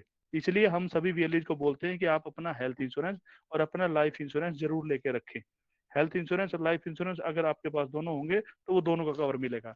अगर आप ठीक ठाक रहते हैं तो आपको ब्याज के साथ कमीशन के साथ पैसा वापस मिल जाता है। अब तीसरी बात आती है हमारे पास जनरल इंश्योरेंस की, जिसमें हम मोटर इंश्योरेंस करते हैं, बाइक का इंश्योरेंस करते हैं, हम अपना उसका गाड़ी का इंश्योरेंस करते हैं, हम थर्ड पार्टी इंश्योरेंस करते हैं, अपना जो ये कॉमर्शियल व्हीकल है उसका इंश्योरेंस करते हैं, अपना जो एसएमई एक पॉलिसी है एसबीआई की जो हम ये बोलते हैं शॉपकीपर की पॉलिसी, वो हम वहां से कर सकते हैं। तो ये जितने इंश्योरेंस के पार्ट्स हैं ये हम कर सकते हैं। कमीशन स्ट्रक्चर की अगर मैं बात करूं वहां पे, तो हमें 2.5% कमीशन मिलता है हमारा थर्ड पार्टी पे। ठीक है जी। अगर मैं बात करूं लाइफ इंश्योरेंस और हेल्थ इंश्योरेंस की, तो हमें मिनिमम 10% से लेके मैक्सिमम 30% फर्स्ट ईयर कमीशन हमें मिलता है। 30%। लाइफ इंश्योरेंस की मैं बात करूं तो हमारे पास सिर्फ दो ही कंपनियां हैं, इंडिया फर्स्ट लाइफ इंश्योरेंस और LIC। India first life insurance की अगर हम बात करें तो मेरे पास दो ही प्लान है जो मैं अभी तक बेच सकता हूं। एक तो है माइक्रो बचत प्लान और दूसरा होता है हमारा POS कैशबैक प्लान, जिसमें हमें गारंटीड रिटर्न मिलती है और हमें कैशबैक भी मिलता है 5-5 साल पे। LIC की मैं बात करूं तो हमारे पास 4 प्लान होते हैं LIC के। नंबर 1 जीवन मंगल, न्यू जीवन मंगल प्लान होता है। उसके बाद मैं बात करूं तो एक मेरे पास प्लान है भाग्य लक्ष्मी, भाग्य लक्ष्मी प्लान है मेरे पास। तीसरा मैं बात करूं तो मेरे पास एक प्लान है माइक्रो बचत, जो कि इसमें भी है मेरे पास। और चौथा एक लेटेस्ट न्यू प्लान जो हमारे पास आया है वो है जीवन ज्योति। जीवन ज्योति अगर आप प्लान सेल करते हैं तो आपको मैक्सिमम कमीशन कमाने को मिलेगा। अगर मैं एक छोटा सा कैलकुलेशन मैंने करके देखी थी, जैसे हम एनपीएस की कैलकुलेशन करते हैं कि अगर आज मैं एनपीएस खोलता हूं तो मुझे 60 साल में क्या पैसा मिलेगा, अगर मैं बात करूं उसकी अगर मुझे 1 साल के बाद क्या मिलेगा तो उसमें कोई खास रिटर्न मुझे देखने को नहीं मिलेगी। बात करता हूँ कि अगर 100 रुपए का मैं आपको बोलूँ कि 20% आपको कमीशन मिलेगा तो सिर्फ हुआ 20 रुपए। तो कोई भी आदमी सोचता है कि 20 रुपए में कुछ नहीं होगा। अगर मैं बात करूं कि आपको 1 करोड़ रुपए पे भी 20% कमीशन मिलता है तो 20 लाख रुपए के लिए कोई भी काम करने के लिए तैयार हो सकता है। तो हम एक बड़े अमाउंट की बात करते हैं। अगर आप लाइफ इंश्योरेंस LIC से 1 लाख रुपए का प्रीमियम सेल कर देते हैं, प्रीमियम मतलब कि जो फर्स्ट ईयर जो प्रीमियम है वो आप कलेक्ट करते हैं, तो आपको 1,07,500 रुपए कमीशन मिलेगा। ये आप ध्यान कर लीजिए कि आपने आज एक बार किसी को प्लान बेच दिया 1 लाख रुपए का, 1 लाख रुपए मतलब वो प्रीमियम आपको पे करता है, तो आपको 1,07,500 पूरे उसकी लाइफ में कमीशन प्राप्त होगा। मतलब कि आपने बेच दिया उसके बाद रिन्यूअल कमीशन आपको आता रहेगा। LIC की मैं बात करूं तो फर्स्ट ईयर कमीशन हमें 30% मिलता है अगर पॉलिसी हमारी 20 साल की है। अगले 2 साल के लिए 7.5% कमीशन मिलता है, उसके बाद 5% कमीशन मिलता है, और जो पॉलिसी खत्म, जो प्रीमियम पेइंग टर्म है मेरी 15 साल की, उसमें लास्ट में 15वें साल पे भी मुझे 7.5% कमीशन मिलता है। तो वेली जहाँ ये बोलते हैं कि सर मुझे बाहर तो 35% कमीशन मिलता है, तो मैं उनको बताना चाहूंगा 32.5% कमीशन तो आपको यहाँ भी मिल रहा है। प्लस में दूसरी एक छोटी सी बात मैं हर जगह LIC एजेंट से भी करता हूँ, और आपको दोबारा बताना चाहूंगा कि हम LIC के हम LIC एजेंट भी यहाँ पे हमारे जुड़े होंगे, वो भी इस चीज को ध्यान में रखें कि LIC के 940 नंबर प्लान तक हम सेल करते हैं। मतलब कि LIC के पास 1000 नंबर ऑफ प्लान हैं, मतलब कि 1 2 3 4 करके 1000 प्लान है उनके पास, जो मार्केट में हम अकॉर्डिंग टू उसकी जो कस्टमर की रिक्वायरमेंट है उसको बेच सकते हैं। लेकिन फिर भी इतने प्लान होने के बावजूद भी जब हम LIC के एजेंट बन गए हैं सभी के सभी, तो हम 4 प्लान ही क्यों सेल करते हैं? ये चीज थोड़ा सा ध्यान से सोचने की है, क्योंकि जो हमारे चारों प्लान है उसमें एक गारंटीड रिटर्न कस्टमर को मिलती है। मतलब कि आप रिटर्न में लिख के दे सकते हैं कि जी इतने % कमीशन आपको मिलेगा, इतना पैसा आप भरेंगे और ये पैसा आपको गारंटीड मैच्योरिटी पे मिलेगा, वो एक गारंटी है। और CSC पे हम कोई भी बिना गारंटी की कोई चीज नहीं सेल कर सकते। तो मेरा सभी VLE भाइयों से रिक्वेस्ट है कि जितने LIC एजेंट है उनसे मैं रिक्वेस्ट करना चाहूंगा कि आप हर महीने एक लाइफ इंश्योरेंस जरूर सेल करें।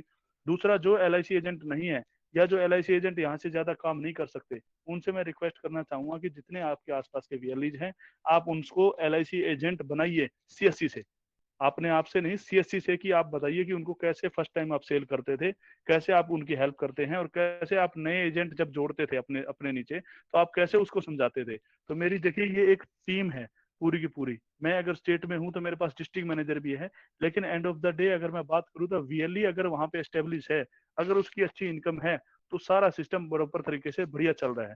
अगर CSC की हम इनकम नहीं करा पाए तो पूरा स्ट्रक्चर हमारा डगमगा जाता है। तो मेरी रिक्वेस्ट है कि जैसे हम लोग आपकी, देखिए अब यहाँ पे 500 लोग हैं, जरूरी नहीं है कि 500 लोग हमें सुन रहे होंगे, या फिर जरूरी नहीं है कि आज मैं बताऊं वो सारी चीजें वो समझ जाएं, लेकिन फिर भी निरंतर हम अपनी तरफ से प्रयास करते रहते हैं। तो मेरी आपसे भी यही रिक्वेस्ट है, देखिए जब एक से एक हाथ जुड़ता है तभी वो हम 11 बना सकते हैं। तो आपसे रिक्वेस्ट है, 500 लोग आज यहाँ पे जुड़े हैं, अगर हर सर्विस को आप एक एक आदमी को बताएंगे तो आप सोचिए कि ऑटोमेटिकली ये 1000 लोगों तक बात पहुंच गई है।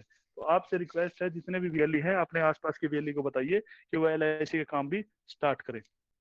अब मैं बात करूं इंश्योरेंस बेचने की, तो आपको हर महीने एक इंश्योरेंस जरूर बेचना है। मतलब कि आपके पास बाइक है खुद की, आपके पास गाड़ी है, आप 12 ऐसी गाड़ियों का आप मैनेजमेंट लगा सकते हैं कि जिसमें आप अपना VLE की सर्विस एक्टिवेट कर सकते हैं।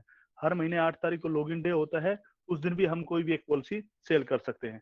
अब जो बात मुद्दे की है वो आती है हेल्थ इंश्योरेंस पे और लाइफ इंश्योरेंस पे, कि जी हेल्थ इंश्योरेंस और जो लाइफ इंश्योरेंस है वो हम बेच नहीं पाते हैं। मतलब कि अगर हम कस्टमर को समझाएं तो कस्टमर को कैसे समझाएं, क्योंकि मेरे पास पहली बात क्या होती है कि जब VLE इंश्योरेंस नहीं बेच पाता तो उसके पीछे 2 कारण होते हैं। एक तो ये कि वो इंश्योरेंस बेचना तो चाहता है लेकिन उसके बारे में उसको अवेयरनेस नहीं है। दूसरा पॉइंट ये निकल के आता है कि उसे अवेयरनेस है लेकिन वो मार्केट में लोगों को समझा नहीं पाता है, मतलब उन्हें कन्विंस नहीं कर पाता है कि मैं इंश्योरेंस आपको ये प्लान दे रहा हूँ, आपके ये बेनिफिट है। तो उसका सोल्यूशन निकालने के लिए, जैसे हम और चीजों का भी सोल्यूशन निकालते हैं, तो हम निरंतर ये सोचते रहते हैं ऊपर बैठ के कि कहीं ना कहीं VLE को सपोर्ट कैसे किया जाए। तो उसके लिए हमने एक जरिया निकाला है कि आप लोगों को हम एक गूगल फॉर्म देंगे। गूगल फॉर्म में आप क्या करेंगे, उसमें आप अपनी लीड्स डालेंगे। जैसे आप HDFC बैंक की लीड डालते हैं, लीड का मतलब होता है कि सॉफ्ट कॉल। लीड को एक दूसरे तरीके से बैंकिंग लैंग्वेज में हम सॉफ्ट कॉल बोलते हैं। सॉफ्ट कॉल मतलब कि मैंने आपसे कुछ पूछा और आपने उसका मुझे एक प्रॉपर जवाब दे दिया, कि आपने, किसी ने आपसे पूछा कि इंश्योरेंस क्या होता है, वो एक सॉफ्ट कॉल है। अब उसे कन्वर्ट कर देते हैं तो वो एक हार्ड कॉल बन जाती है, हॉट कॉल, उसे हम हॉट कॉल या कोल्ड कॉल भी बोलते हैं उसे। हम जब आप लीड डालेंगे, जैसे मान लिया, मैं सभी से एक रिक्वेस्ट करना चाहूंगा, जितने भी मेरे VLE जुड़े हैं, आप हर महीने एक टारगेट लेके चलिए कि आपने 3 लीड डालनी है हेल्थ इंश्योरेंस की, और 3 लीड आपने डालनी है लाइफ इंश्योरेंस की, चाहे वो LIC से हो चाहे वो से हो। उसके ऊपर मैं रिप्रेजेंटेटिव से कॉल कराऊंगा और कन्वर्जन कराने की पूरी कोशिश करूंगा कि आपका वो कन्वर्जन हो और हम आपको कमीशन कमाने में आपकी हेल्प कर सकें। लेकिन वो तभी संभव हो पाएगा जब आप वो लीड का सिस्टम स्टार्ट करेंगे। तो मैं ये देखना चाहता हूँ कि पहले क्वार्टर में, जो अगले साल का है, कि आप कितनी लीड डालते हैं। तो आप आपसे रिक्वेस्ट है कि 3 लोगों से तो हम पूरे महीने में 30 दिन होते हैं, 30 दिन में हम 3 लोगों से तो ये पूछ ही सकते हैं कि आपका हेल्थ इंश्योरेंस है या नहीं है, या मैं आपको हेल्थ इंश्योरेंस के बारे में बात कराता हूँ। तो आप समझिए, अगर आप सोचिए कि 1 महीने में आप 3 से 6 लीड ऐड डालते हैं, 6 में से अगर 2 लीड भी कन्वर्ट होती हैं, तो आप 3 से 4,000 रुपए आराम से कमा सकते हैं, जिसमें आपने कुछ नहीं किया, सिर्फ कस्टमर की डिटेल हम तक भेजी और हमने उस पे कॉल करा के उसे कन्वर्ट करा लिया। तो मेरी सबसे रिक्वेस्ट रहेगी कि हम एक ये नया तरीका आपकी इनकम बढ़ाने के लिए शुरू कर रहे हैं। ये जो तरीका है, इसका लिंक आपको मैं जैसे आपसे रिक्वेस्ट कर रहा हूँ कि सारी चीजें मैं आपको अभी नहीं बता पाऊंगा, ये सारे के सारे लिंक आपको आज ही जैसे ही वीसी खत्म होगी, एक तो मैं ग्रुप ज्वाइन करने का लिंक, दूसरा लीड डालने का लिंक आपके ग्रुप में अभी के अभी सेंड हो जाएगा। कि आप सबसे रिक्वेस्ट है कि आप जब ग्रुप में मैसेज डालेंगे तो हमारे पास हजारों वीएलईज होते हैं कि कोई भी मैसेज गुम हो जाता है। जैसे ही मैं वो मैसेज आपको डालूं, या तो आप अपनी कहीं पर्सनल विंडो पे उसे सेव कर लें, या आप उसको डाउनलोड कर लें, या आप उसको जो हमारा लिंक है उसको कहीं भी टेक्स्ट में अपने पास सेव कर लें कि जब भी कोई कस्टमर आए तो आपको पता हो कि यहाँ पे हमने लीड डालनी है। अपने आप यहाँ पे बोर्ड लगाएं। आप इंश्योरेंस बेचने के लिए 2-3 तरीके अपना सकते हैं। आप जो एजेंट्स हैं उनसे बात कर सकते हैं। दूसरा, आप डॉक्टर से बात कर सकते हैं हेल्थ इंश्योरेंस बेचने के लिए कि सर आपके पास पेशेंट आते हैं, अगर किसी की जरूरत होती है हेल्थ इंश्योरेंस की तो आप मेरे को पास भेज दीजिए, मैं आपके लिए भी कंपनी से कुछ वगैरह या कुछ एप्रिसिएशन भिजवाता हूँ कि हमारे यहाँ पे अवेयरनेस चल रही है। हम इस लैंग्वेज को ऐसे यूज करेंगे कि अवेयरनेस चल रही है, मतलब कि हम अवेयर कर रहे हैं लोगों को डॉक्टर्स की हेल्प ले। ब्लड डोनेशन कैंप आपके गांव में लगता है, आप उसमें जाके हेल्थ इंश्योरेंस के बारे में बताइए डॉक्टर के साथ मिलके।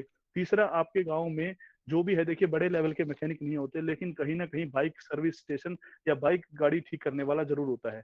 आप उसी भाई से टाई अप कीजिए कि भाई साहब देखो आपके पास गाड़ियों वाले आते हैं, उसकी नजर में भी 30 से 40 लोग ऐसे होंगे जो उसका कहना मानते होंगे। आप बोलिए कि भाई साहब आप, मैं यहाँ पे अपने ना एक छोटा सा बैनर लगा देता हूँ 50 रुपए का, मैं इस पे नंबर लिख देता हूँ, जो आपके पास बाइक सर्विस स्टेशन के लिए आती हैं आपसे रिक्वेस्ट है कृपया करके आप मेरा एड्रेस दे दीजिए, हम अपने गाँव में बाइक का इंश्योरेंस आप कर सकते हैं, हमें बाहर से करने की जरूरत नहीं है। या फिर उस पर आप छोटा छोटा लिख दीजिए कि सभी प्रकार के इंश्योरेंस के लिए। लेकिन आपको थोड़ा सा अवेयरनेस के लिए ये करना होगा कि आपको जगह जगह अपने गाँव में, अगर मैं बात करूँ बैनर की, अगर आप बैनर नहीं लगा सकते आप छोटे छोटे A4 साइज पे प्रिंट आउट लगा दीजिए कि गांव में 10 प्रिंट आउट निकाले। आप टारगेट लगा के चलिए कि हर महीने मैंने 10 जगह पे चिपका के आना है जहाँ पे लोग आते जाते हैं कि इंश्योरेंस सर्विसेज स्टार्ट हो गई। ये था मेरा इंश्योरेंस का पार्ट। इंश्योरेंस पार्ट में कुछ ज्यादा क्वेरी तो होंगी नहीं, सबका यही होगा कि ये करना है वो करना है, हम कैसे करें। तो उसके लिए मैंने आपको सोल्यूशन बता दिया है कि मैं आपको लिंक अभी का अभी शेयर करूंगा। अब उसके बाद हम बात करते हैं जो लास्ट मेरी सर्विसेज बची है, फसल बीमा, प्रधानमंत्री फसल बीमा योजना। प्रवीण सर आप सुन पा रहे हैं? हेलो। हाँ संदीप क्लियर है। हाँ सर, मैं ये अभी आधे घंटे में क्लियर कर दूंगा फसल बीमा, उसके बाद आप अपना सेशन स्टार्ट कर सकते हैं। ठीक है सर? ठीक है संदीप, कोई इशू नहीं है, करो थोड़ा जल्दी जी जी, करो, आधा घंटा बहुत ज्यादा हो जाएगा मैं क्योंकि 15 मिनट में करता करना हूँ है। सर, 15 आधा मिनट में। घंटा चल मैं ठीक है। 15, जी जी, मैं 15 मिनट में करता हूँ इसको। तो हम क्या करते हैं, अब हम बात करते हैं एक हमारी जो है प्रधानमंत्री फसल बीमा योजना, जिसमें हमें बहुत ज्यादा दिक्कतें आती हैं काम करने में, बहुत ज्यादा हमें सॉल्यूशन करने की जरूरत है। आप देखिए वीएलई से आप बात करेंगे, कुछ आपको बोलेंगे कि फसल बीमा कंपनी पैसे खा जाती है, कुछ आपको बताएंगे जी हमारा तो सॉल्यूशन नहीं होता।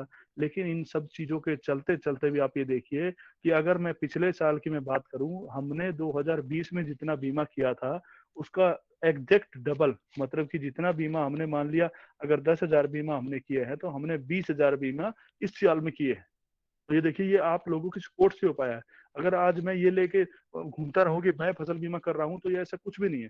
जितनी भी सर्विसेज होती है, जितना टर्नओवर होता है, वो सभी का सभी आप लोगों की हेल्प से हो पाता है, ताकि हम लोगों तक वो सारी चीजें दे पाए। अब प्रधानमंत्री फसल बीमा के लिए मैं कुछ आपको छोटे छोटे पॉइंट्स बता रहा हूँ, और रिक्वेस्ट है कि सभी के सभी वो प्लीज नोट डाउन कर लें।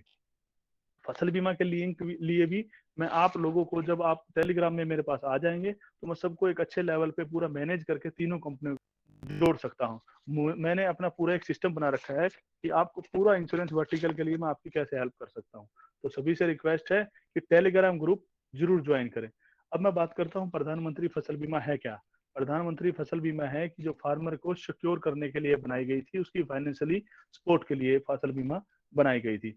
अब जब मैं फसल बीमा करता हूँ तो आपको दिमाग में ये आता होगा कि इसके लिए कोई लाइसेंस, कुछ लोग भी मेरे से पूछते हैं कि इसके लिए लाइसेंस, तो मैं आपको बता दूं कि आपने कोई भी लाइसेंस इसके लिए नहीं लेना है। बिना लाइसेंस के आप फसल बीमा बेच सकते हैं।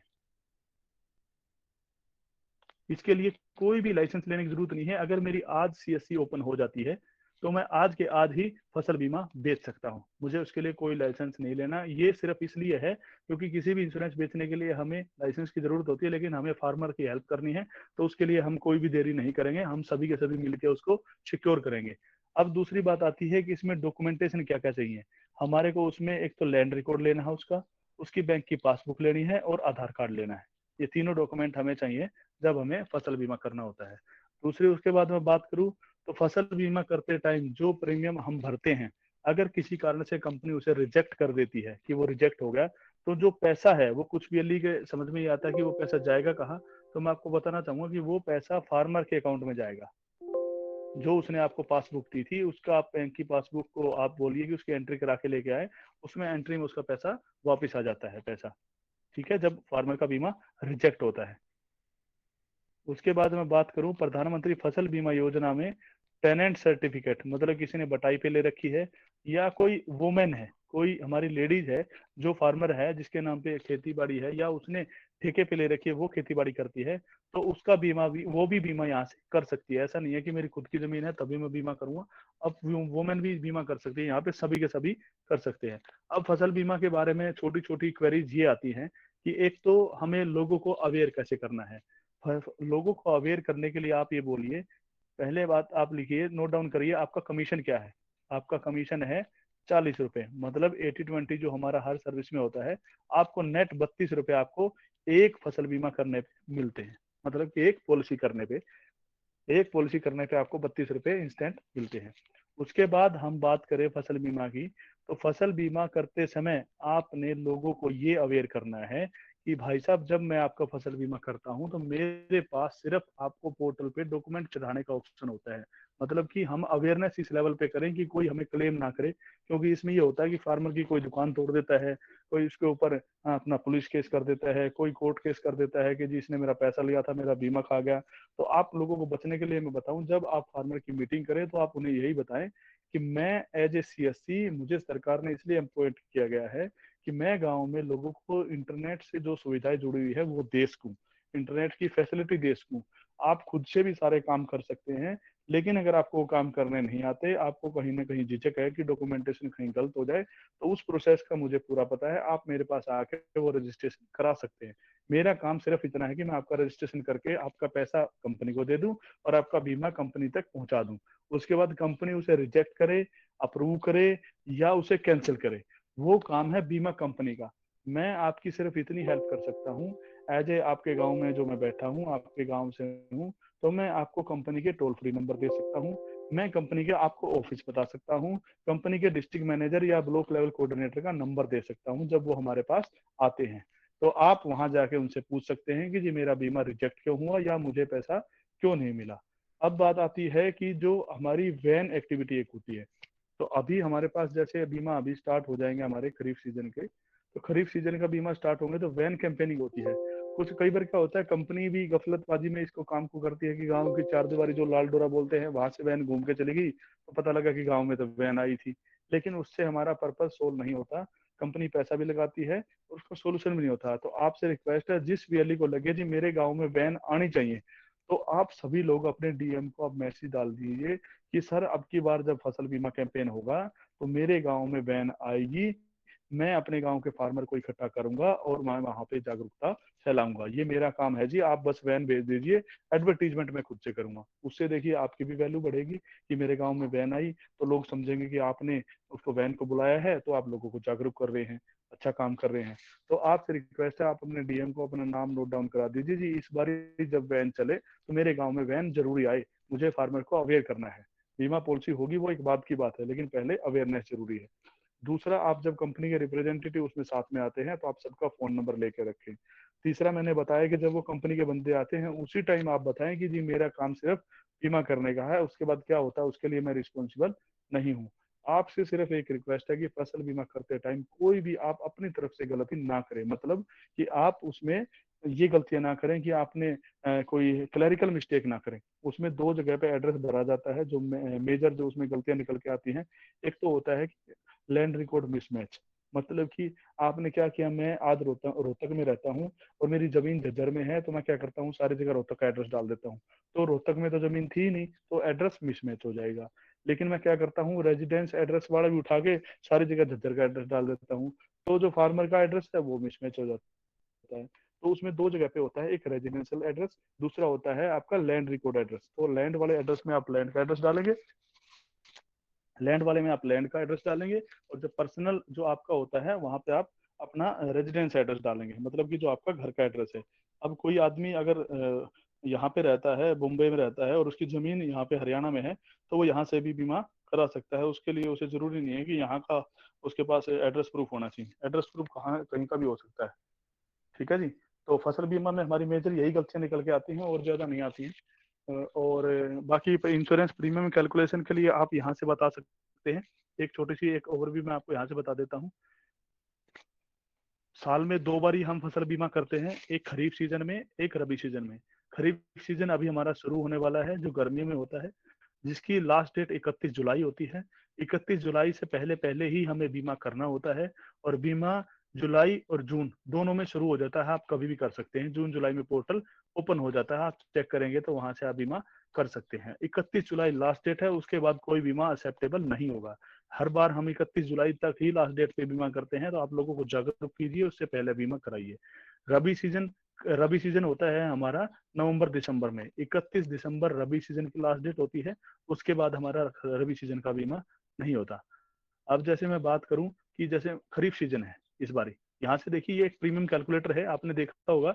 मैंने यहाँ पे साइट पे लिखा pmfby.gov.in। जब मैं इस पे जाता हूँ तो यहाँ पे ये सामने आइकन्स आते हैं, यहाँ पे मैं इंश्योरेंस प्रीमियम कैलकुलेटर पे जाऊंगा। यहाँ पे मैं लिखूंगा कि जी मेरा खरीफ का बीमा था, और ये 2021 का है, क्योंकि 22 का भी नहीं आया है, अभी अपडेट हो जाएगा। मैं 21 की बात करता हूँ, 2021 लिखा हुआ है। स्कीम में सिलेक्ट करता हूँ, हमेशा हमने प्रधानमंत्री फसल बीमा योजना ही सिलेक्ट करना है। कई बार वीएलई वेदर बेस कर देते हैं, और फिर बाद में फोन आता है, सर हमें फसल तो शो हो ही नहीं रही है। तो हम सिर्फ प्रधानमंत्री फसल बीमा यूज करेंगे। ये फसलें हमारे यहाँ पे नहीं होती, ये मौसमी फसलें होती हैं, ये बाहर के लिए है। तो हमारे हरियाणा में सिर्फ प्रधानमंत्री फसल बीमा योजना ही हम सिलेक्ट करेंगे, जब बीमा करेंगे तब भी और यहाँ भी। उसके बाद स्टेट हम हरियाणा अपना सिलेक्ट कर लेंगे। हरियाणा के बाद मैं बात करूँ अपना डिस्ट्रिक्ट की, मैं बात करता हूँ, चलो मैं रोहतक से हूँ, तो मैंने रोहतक सेलेक्ट कर लिया। उसके बाद मेरे पास आ जाएंगे क्रॉप्स। मैं सिर्फ ये 4 क्रॉप्स का ही बीमा कर सकता हूँ, इससे बाहर नहीं। अगर मैं बात करूँ इसकी, मान लीजिए मैं कॉटन की बात करता हूँ, कॉटन का मेरा खरीफ में बीमा होता है। कॉटन में अब ये हेक्टेयर आता है, यहाँ पे वेलीज गलती करते हैं कि लैंड रिकॉर्ड में, यहाँ पे हेक्टेयर में आपसे पूछा जाता है, तो आप हेक्टेयर में ही जमीन लिखेंगे। लेकिन जिसको हेक्टेयर का नहीं पता, वो आप यहाँ से कर लीजिए कि मेरे जो एकड़ है, एकड़ में आपके पास जमीन होती है, एकड़ ACER टू हेक्टेयर, एकड़ टू हेक्टेयर में जब आप इसे कन्वर्ट करेंगे, तो आप यहाँ पे जाके देखिए, मैं आपको सभी चीजें इसलिए क्लियर कर रहा हूँ कि ये दिक्कतें हमें ना आए। अब ये देखिए, एक किले का मतलब होता है कि 0.404, तो आप इसको 3 दशमलव तक उठाएंगे, 404 तक। यहाँ से आप कॉपी करेंगे 0.404, यहाँ पे आप उसमें डाल देंगे कि जी मेरा इतना का मैंने बीमा करना है। ये देखिए, ये पूरा कॉपी, यहाँ इतना भी लिख सकते हैं आप कि मेरी 1 किला जमीन है, उसका मुझे बीमा करना है, तो 1 किले का हो गया। अब इसको मैं कैलकुलेशन करूं कि मेरा अगर 2.5 एकड़ है, यहाँ पे देखिए, इसको मैं अगर लेके चलूंगी 2.5, अगर मेरी 2.5 एकड़ जमीन है, तो मेरा 1 हेक्टेयर बनता है वहां पे, 1 हेक्टेयर से थोड़ा सा ऊपर। तो हम ये पूरे 3 कैलकुलेशन यहाँ से उठाएंगे, तो 1 हेक्टेयर के लिए मेरा, यहाँ पे हम जमीन मांग रहे हैं हेक्टेयर में, तो सबसे रिक्वेस्ट है कि जमीन को हम हेक्टेयर में लिखें। कई लोग क्या करते हैं कि 1 किले का जमीन का बीमा करना, तो यहाँ पे एक एरिया एरिया लिखा होता है, ये कुछ लोग समझते हैं कि एकड़ लिखा हुआ है, ध्यान नहीं दिया जाता जल्दी जल्दी में, तो हम इस पे 1 किले करके आगे निकल लेते हैं, फिर वो आ जाता है ओवर इंश्योरेंस फाउंड, कि जमीन 1 किला थी, आप 2.5 किले का बीमा मांग रहे हैं, तो वो ओवर इंश्योरेंस फाउंड हो गया, रिजेक्ट हो जाएगा। जब आप यहाँ पे 1 डालेंगे, मान लिया 1 डाल दिया यहाँ पे, अब इसको हम कैलकुलेट करते हैं। कैलकुलेट करने के बाद आपके सामने स्क्रीन आ जाएगी कि बजाज अलायंस कंपनी यहाँ पे काम करती है। हरियाणा में सिर्फ 3 ही कंपनियां हैं, agriculture insurance company, Bajaj alliance company और रिलायंस जनरल इंश्योरेंस कंपनी। जब आप यहाँ पे कंपनी आ गई, सम इंश्योर्ड मतलब कि 85,622 रुपए का बीमा हुआ हमारा जो क्लेम है। 5% फार्मर ने देना है, 16% हमारा एक्यूरेट जो रेट होता है हमारा 31 जुलाई तक ये हमारी लास्ट डेट है। ये देखिए कट ऑफ डेट कई बार पूछते हैं लोग कब तक है, तो यहाँ भी आपको मिल जाएगी कट ऑफ डेट क्या है। क्रॉप हमारी कॉटन है, एक एरिया मतलब 1 हेक्टेयर का हम बीमा कर रहे हैं। Premium paid by the farmer, ये चीज नोट डाउन करने की है, सभी नोट डाउन कर लीजिए, क्योंकि इसमें हम गलती से पैसा ले लेते हैं कई बार फार्मर से, फार्मर को भी नहीं पता होता और बाद में हमें इसका क्लेम भुगतना पड़ता है कि पूरा पूरा कोर्ट केस होता है। Premium paid by the farmer ही सिर्फ हमने फार्मर से लेना है, ये वाला 4281। ये जो पैसा है ये गवर्नमेंट अपने आप कंपनी को देगी, इससे आपका कोई लेना देना नहीं है। सिर्फ हम premium paid by the farmer लेंगे और उसकी रसीद काट के उसको रसीद दे देंगे। और सबसे आपसे एक रिक्वेस्ट है कि जब आप रसीद काटें तो हर बार सीजन में एक 5 रुपए की आपकी फाइल लगेगी, आप फाइल लगा लीजिए। हर बार उसके रसीद के 2 प्रिंट आउट निकालिए आप। एक प्रिंट आउट पे साइन करा के फार्मर को बोलिए जी आपने देख लिया, आपका बीमा ठीक है। जैसे पासपोर्ट में पैन कार्ड में होता है कि वो 2 रसीदें निकालते हैं, एक हमें देते हैं तो अपनी डिटेल चेक करो ठीक है तो साइन करके हमें वापस दे दो, बाकी दूसरी उसको दे देते हैं। ऐसे ही हमने फसल बीमा में करना है कि हम एक पे लिख के दे देंगे जी आप इस पे साइन कर दीजिए, क्या आपकी डिटेल मैंने ठीक भरी है? वो करेगा हाँ जी यस है, तो आप सर साइन कर दीजिए यहाँ पे। वो अपनी फाइल में लगा लीजिए डेट लिख के कि जी आपने जब बीमा करवाया था देखिए आपने साइन किए थे, इसमें मेरा कोई रोल नहीं है। कल को अगर कोर्ट केस होता है तो आप उसको वहां पे प्रेजेंट कर सकते हैं, जी मैंने इनसे साइन कराए थे, इन्होंने उस टाइम पे ध्यान नहीं दिया, मुझे नहीं पता इनकी पर्सनल डिटेल क्या थी। ये बचने का बहुत अच्छा तरीका है। तो मेरी तरफ से मैंने सारी चीजें आपको क्लियर कर दी हैं। फसल बीमा के रिलेटेड भी सबसे रिक्वेस्ट यही रहेगी फसल बीमा में कि आप लोगों को अच्छे से अवेयर करें, ज्यादा से ज्यादा लोगों का बीमा करें। और अब तो सरकार ने ये भी कर दिया है कि बीमा पॉलिसियां फार्मर के घर तक आएंगी तो हमें और ज्यादा फायदा मिलेगा, ताकि पॉलिसियां अगर जल्दी घर पे आएंगी तो उसका सोल्यूशन भी जल्दी जल्दी निकल जाएगा। हम धीरे धीरे इस पे काम कर रहे हैं ताकि सारी चीजें इसकी रिजोल्व कर सकें। तो मैं अपने सेशन को यहीं पे कंप्लीट करता हूँ। अगर किसी का कोई सवाल है तो अभी हमारे पास 7 मिनट बचे हैं, 3:30 बजे सर अपना सेशन स्टार्ट कर देंगे। तो 7 मिनट में हम अपने जो क्वेश्चन आंसर है वो ले लेते हैं। फसल बीमा, एनपीएस और इंश्योरेंस पे मैंने सारी चीजें आपको बताई हैं।